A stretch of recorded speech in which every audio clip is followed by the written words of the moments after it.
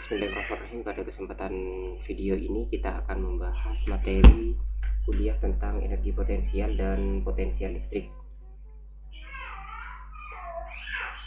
Seperti kita review pada pelajaran SMA kita di kelas 12 ya teman-teman. Nah, ini merupakan bagian dari pokok bahasan listrik statis ya, seperti yang telah kita bahas sebelumnya, yaitu pada gaya dan medan listrik di sini ya.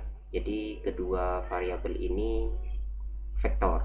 Nah, namun pada bahasan ini lebih kita pindah ke sebelah kanan, yaitu skalar ya. Jadi hubungannya gaya dengan energi potensial, yaitu gaya didotkan. Nah, semuanya didotkan ini ya, yang vektor didotkan menghasilkan skalar. Begitupun juga pada medan listrik. Medan listrik ini jika didotkan dengan jarak itu apa? R perpindahan itu juga merupakan vektor didotkan vektor, hasilnya adalah skalar. Jadi bentuknya seperti ini.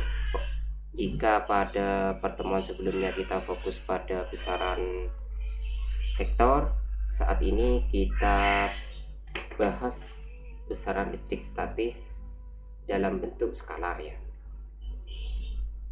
Jadi hasil akhirnya apabila skalar tidak mengandung nilai-nilai vektor seperti AX, AY, AZ pada koordinat kartesian maupun energi potensial ya. Energi potensial adalah energi yang dibutuhkan untuk memindahkan muatan listrik pada selang waktu tertentu, pada selang jarak tertentu ya. Jadi energi potensial listrik adalah energi yang dibutuhkan untuk memindahkan muatan listrik pada selang jarak tertentu terhadap muatan lainnya. Jadi di sini dimisalkan ada dua buah muatan ya, kasus sederhana ya. Nah, di sekitarnya ada garis-garis medan listrik dan flux listrik ya.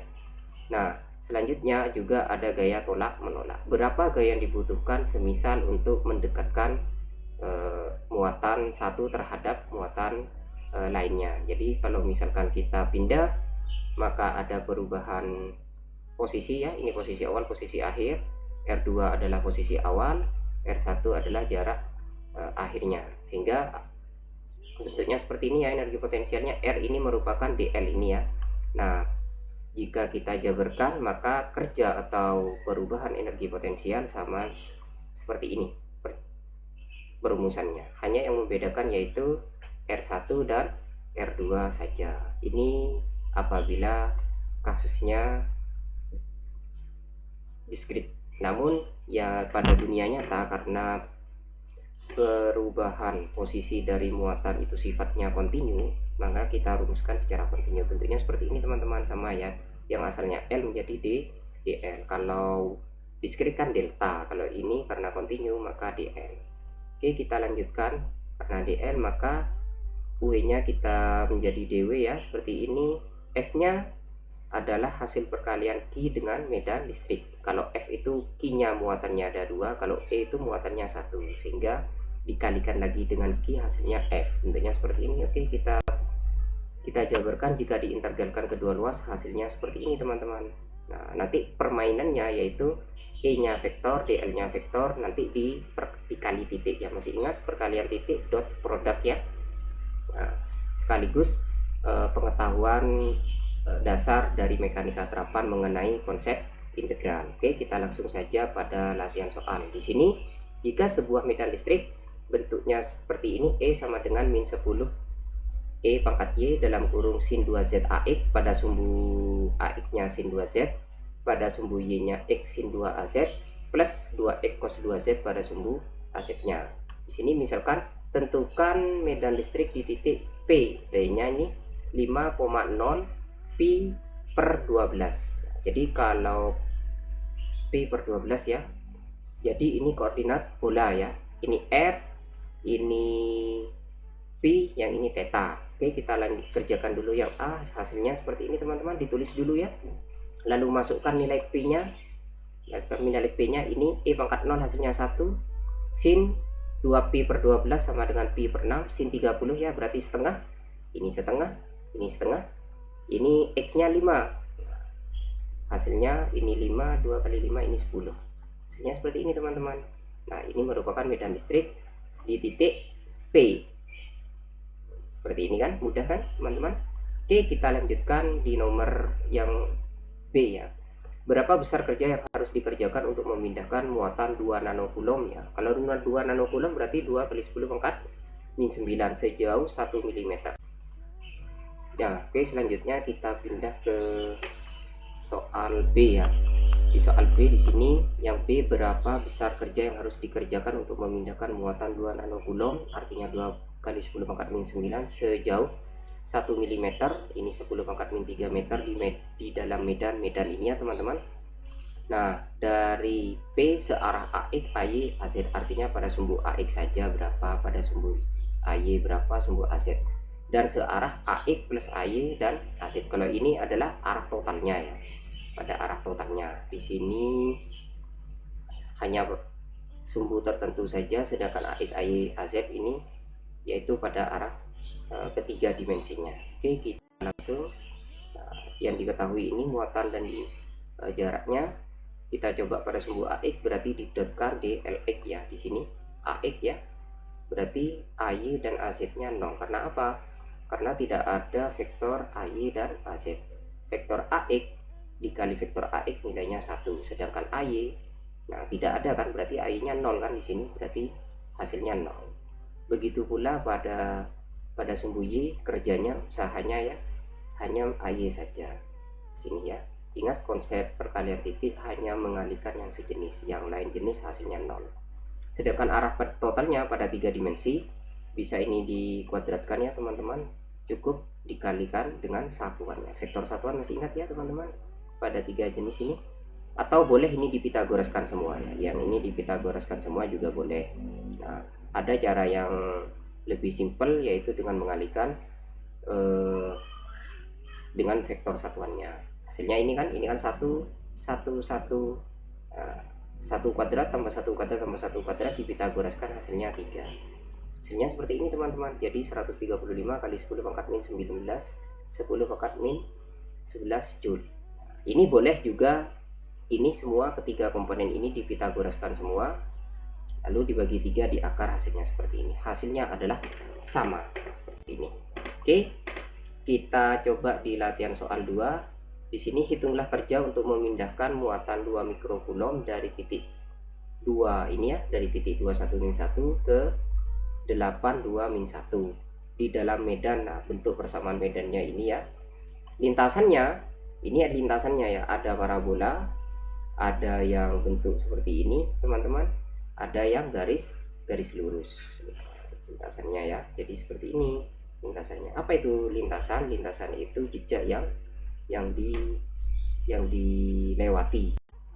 Jadi di sini misalkan ada 2 titik ya, titik A dan titik B. Jadi semisal ada yang posisinya perubahan muatannya lurus seperti ini teman-teman, ada muatannya itu bergerak berkelok seperti ini, ada yang membentuk parabola seperti ini, jadi melintasi seperti ini, muatannya bergerak, menganggaplah sepanjang lintasan ke titik B. Jadi dari A ke titik B muatannya yang satu lurus, yang satu berkelok, yang satu membentuk parabola seperti ini.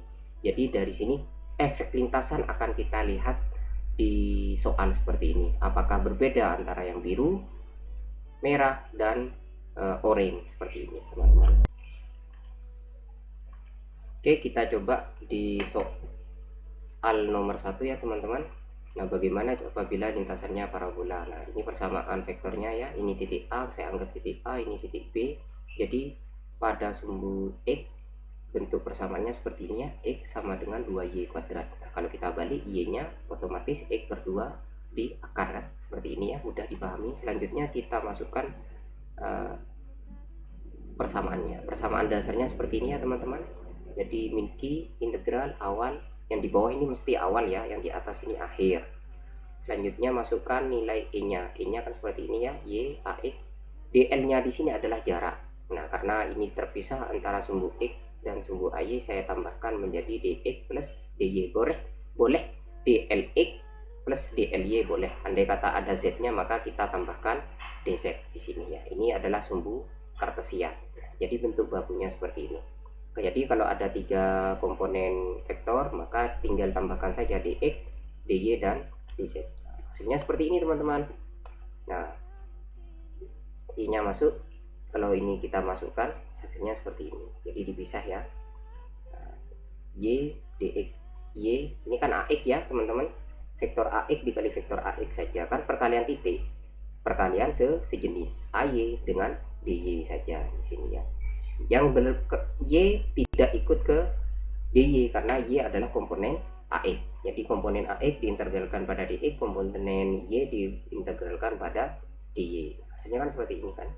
Nah, ini ya, ini x-nya x ay, di dy-nya di sini. Jadi hasilnya y-nya ini nanti nilainya adalah seperti ini teman-teman. Nah, sini. Oke, kita lanjutkan. Hasilnya seperti ini teman-teman. X-nya saya kasih tanda biru, Y-nya kasih tanda merah. Nah, kita hasilnya seperti ini. Y di sini, hasilnya seperti ini di sini. Yang biru X-nya seperti ini. Lalu kita integralkan. Silahkan kalian buka tabel integral bagaimana integral pakai seperti ini ya. Hasilnya adalah ln ya. Ln ini ya teman-teman. Ln. Tinggal masukkan 8, kita masukkan di sini. Ini masukkan sini, nanti dikurangi nilai 2 yang setelah diinput. Bisa kalian menggunakan kalkulator saintifik dan lain sebagainya. Akhirnya ini tadi adalah besarnya adalah 2 kali 10 pangkat min 9. Setelah dikalikan semuanya hasilnya adalah seperti ini teman-teman. Min 28 kali 10 pangkat min 6 min 6 Joule. Oke, kita coba lanjutkan yang C untuk persamaan garis lurus. Untuk X saya kasih tanda merah dan Y saya kasih tanda biru. Nah, yang X ini, yang Y ini sebenarnya adalah nilai pembalikan daripada X ya. Min 4-nya dipindah, hasilnya plus ya. Y-nya menjadi pembagi, hasilnya ini ya. X dibagi 6 ini ya. 4 dibagi 6 hasilnya 2/3. Jadi bentuknya seperti ini ya teman-teman. Dari bentuk integral ini diturunkan akan menjadi ini. Yang X akan menjadi seperti ini teman-teman. Lalu keduanya ini diintegralkan. X min 6 hasilnya X kuadrat per 12, 2/3 hasilnya 2/3 X. Seperti ini ya teman-teman. Pertama masukkan nilai 8, lalu dikurangkan nilai 2 seperti pada matematika terapan. Nah, jadi di sini hasilnya seperti ini teman-teman. Nah, saya coba perjelas ya. Yang K nilai 8 masukkan, hasilnya 8 kali 8 4. Lalu 8 masukkan ke sini, hasilnya 2 kali 8 16. Seperti ini. Dikurangi ya. 2 dikali ini 4/12, 2 nah 4/3 seperti ini ya. Di hasilnya ini dikurangi ini. Terus yang kedua yang 2 masukkan ke sini, hasilnya 3 kali 4 12 ya. Yang satu masukkan 12 dikurangi 4, hasilnya 8 ya.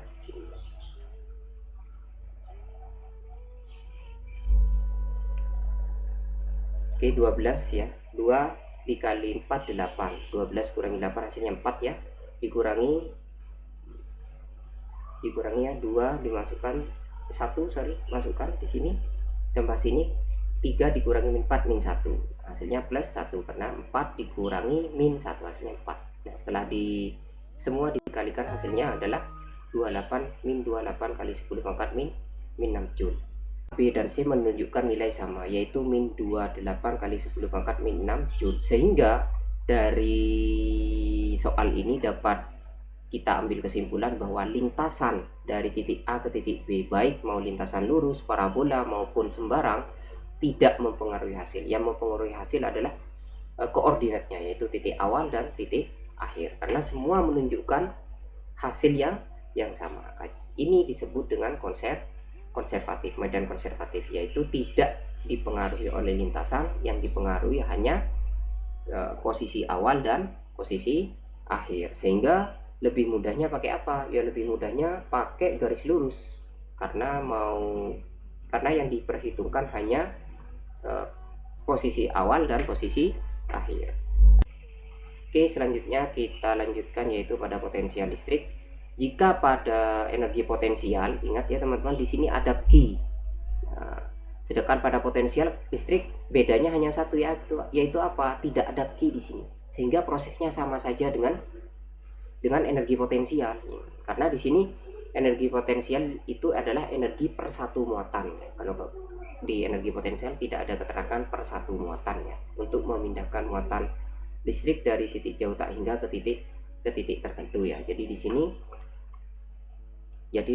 titik di sini T-nya tidak ada, namun ada hubungan lain ya, yaitu antara medan listrik dengan potensial listrik, yaitu medan listrik sama dengan minus, nah, ini operator nabla ya, yang kita bahas kemarin, dx dy plus dz. Nanti kita bahas lebih lanjut di latihan soal dan digradienkan dengan v. Kalau tidak ada tanda di sini berarti gradien teman-teman ya, berarti medan listrik sama dengan minus gradien dari potensial listrik. Potensial listriknya ini skalar, gradiennya adalah vektor, sehingga hasilnya yaitu adalah vektor.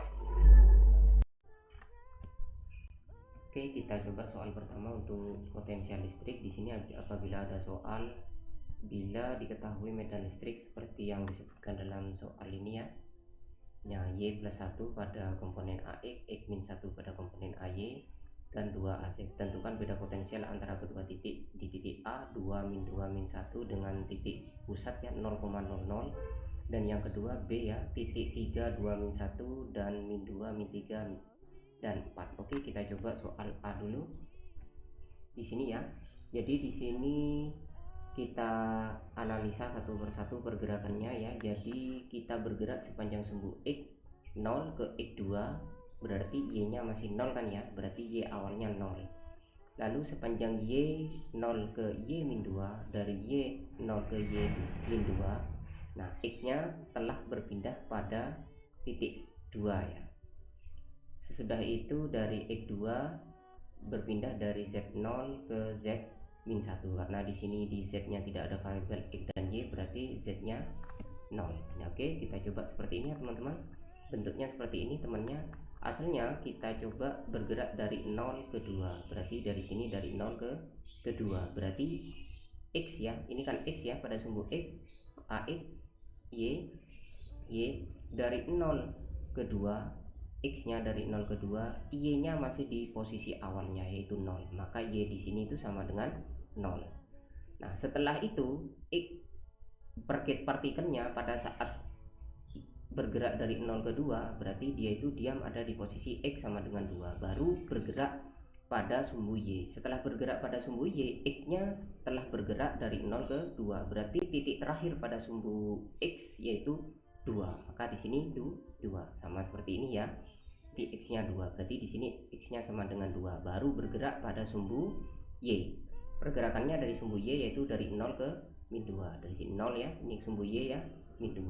Setelah itu baru bergerak pada sumbu Z dari 0 ke min 1, karena di variabel di sumbu AZ ini tidak ada komponen X dan Y, berarti tidak ada ya. Oke, selanjutnya kita masukkan ya, Y-nya 2 di sini, Y-nya 0 ya, X-nya 2 menghasilkan seperti ini teman-teman.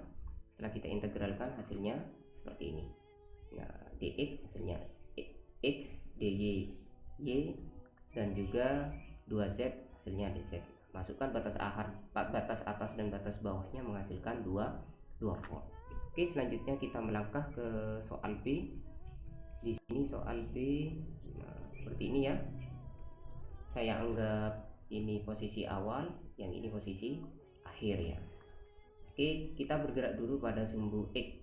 X bergerak dari min 2 ke 3, Y-nya diam. Y-nya berapa? Otomatis Y-nya masih tetap di posisi awalnya min 3, sedangkan X-nya ada di posisi akhirnya yaitu X sama dengan 3.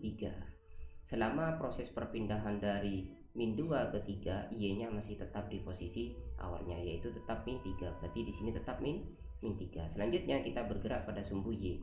Pada saat bergerak pada sumbu Y yaitu dari min 3 ke 2, X-nya sudah bergerak terlebih dahulu yaitu dari min 2 ke 3. X-nya diam, yaitu dia itu sudah mencapai titik X sama dengan 3, berarti X-nya di sini di 3 di sini ya, di 3. Jadi bergeraknya satu persatu pada sumbu X, pada sumbu Y, dan juga pada sumbu Z, karena pada variabel Z tidak ada X dan Y, maka hanya konstanta saja, jadi hanya pada variabel Z saja. Oke, kita teruskan ya, lanjutkan. Kita tinggal mengubah ini ya, dari min 3 masukkan 3 dimasukkan, hasilnya seperti ini teman-teman, 2 semua, lalu menghasilkan min 2x plus 2 ini ya teman-teman, min 2x plus 2y plus 2z. Nah, jangan lupa di sini dikurung, hasilnya finalnya yaitu 10 volt.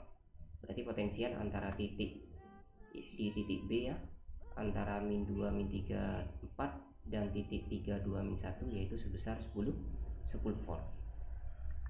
Contoh soal potensial yang kedua, nah ini ya, apabila ada V dengan 2E kuadrat seperti ini ya persamaannya.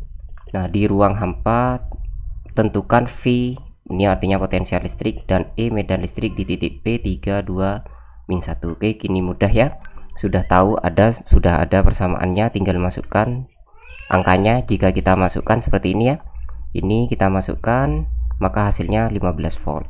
Terus jika kita ingin mencari E, nah kita gunakan hubungan ini ya, E sama dengan minus gradien daripada V. Jadi V nya ini kan skalar ya, jadi kita masukkan aja kepada operator nabla. Ini nabla ya, do per do x, do per do y, do per do z, diikuti dengan vektor satuan masing-masing. Tinggal masukkan semua pada tiap ini ya semuanya. Kalau divergensi hanya komponen x yang masuk ke ax, komponen y masuk ke ay, komponen z masuk ke az. Sedangkan pada gradien semuanya masuk ya satu rata. Cuman diturunkan, ini turunkan hanya pada x, pada y, pada z. Oke, hasilnya seperti ini teman-teman.